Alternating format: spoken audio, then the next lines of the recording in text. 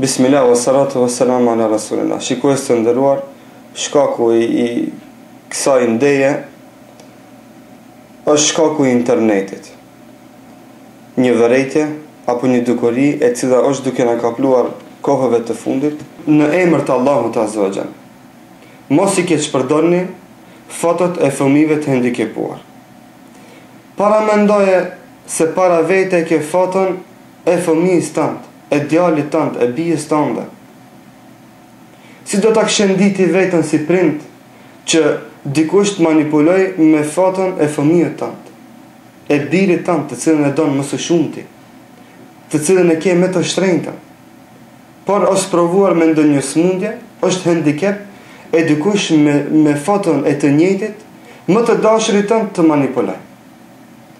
Vëllezër, xhamat, besimtar, keni kujdes se çka jeni duke vepruar dhe si jeni duke vepruar. Dhe padyshim se ne si besimtar në krye përgjegjësia që na bën edhe neve hoxhallarëve më tepër, kemi për detyrë dhe obligim fetar që dukuritë të cilat janë negative dhe nuk përputhen me sheriatin Allahut Azza wa Jall të mënjanojmë dhe të këshillojmë besimtarët që të njëjtat të mos i përsërisin. Është realitet se kohëve të fundit forumet e ndryshme janë të shumta dhe ditës hapen forume dhe grupe dhe njëkohësisht edhe profile të ndryshme të Facebookut, të cilat hapen me qëllim që të bëjnë davet sa e sa më tepër. E gjithë kjo është në rregull dhe neve ky fakt na gëzon dhe jemi të vetëdijshëm se mjet bashkëkohor për davet është edhe vet interneti, apo më mirë thonë rjeti kompjuterik apo kompjuteri si mundësi në vete që të bëjmë davet.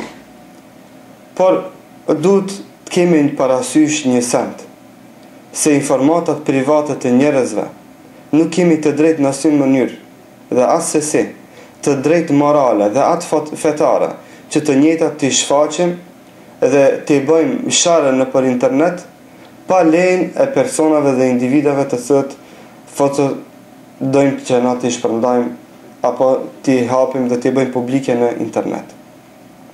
Dhe e gjithë kjo shpeshherë ndodh për shkak apo për hir të fansave, që keq kuptohet ndonjëherë nga disa njerëz apo grupe apo forume, të cilët hasin apo marrin fotografi të personave dhe individave që janë shpeshherë edhe të sprovuar me sprova të ndryshme, sikurse janë të hendikepuarit apo njerëzit me tëmeta fizike, dhe marrin fotot e të njëjtëve dhe i bëjnë sharë apo i eksponojnë në kompjuter dhe të njëjtat u përcjellin edhe të tjerëve, vetëm që të kenë klikime më të shumta, apo vetëm që të kenë komente më të shumta apo lajka më tepërta, edhe çka bëjnë keq përdorin foton e këtij miskini, e këtij të sprovuari.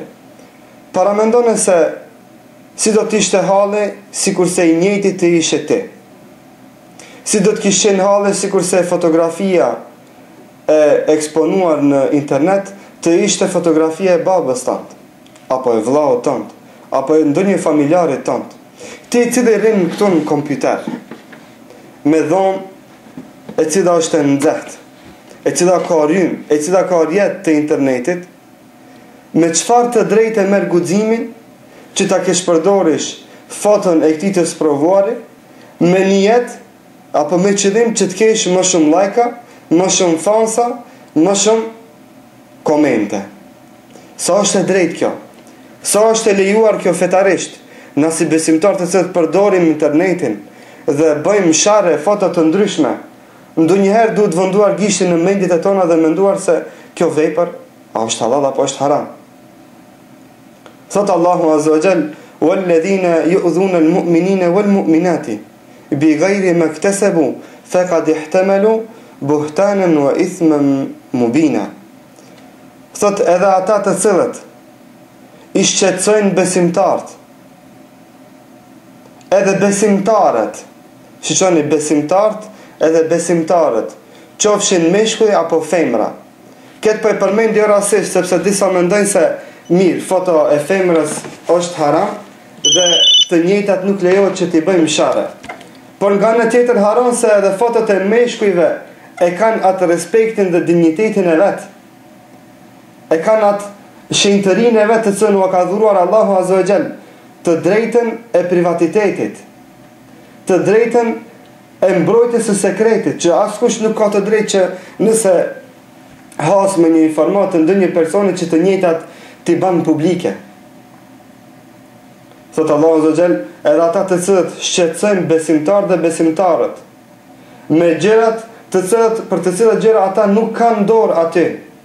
Nëse një besimtar ka bërë ndonjë gabim, apo është provuar me ndonjë sprov, që është smundje, është handicap, është i verbër, i mungon një sy, i mungon një vesh, apo ka ndonjë të mjet tjetër fizike, me çfarë të drejtë ti merr guximin që të njëjtat foto të marrësh dhe t'i hapish, apo t'i bësh publike ata.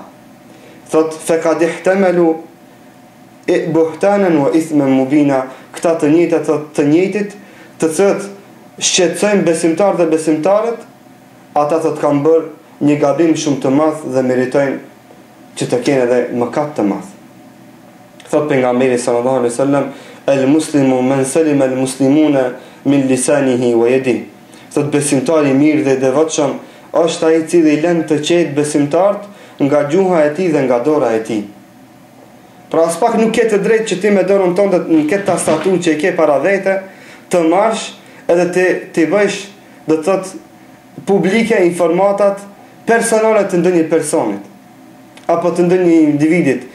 Nëse ajo është handicap, nëse ajo është i sëmur, nuk ke të drejtë pa lejen e tij të marrësh dhe ti bësh publike fotot e tij. Pra mos harroni se privatiteti i njeriut është i shenjtë, nderi i njeriut është i shenjtë, i mbrojtur nga ana e Allahut Azza wa Jall. Dhe askush nuk ka të drejtë që të njëjtën të merr dhe ta bëj publike dhe ta thej këtë shenjtëri të mbrojtur nga ana e Allahut Subhanahu wa Taala.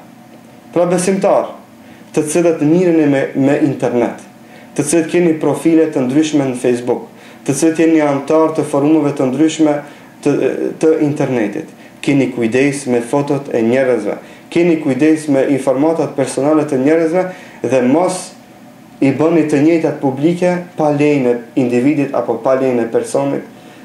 Lutë Allahun Azza wa Jall që gjithë besimtarët të bëjnë syçel, që ata të jenë të kujdesshëm, që veprimet e tyre të bëjnë të bazuara në Kur'an dhe në Sunet dhe që të mos bëjnë gabime në emër të davetit. Allahu i shpërblet për durimin. Wassalamu alaikum wa rahmatullahi wa barakatuh.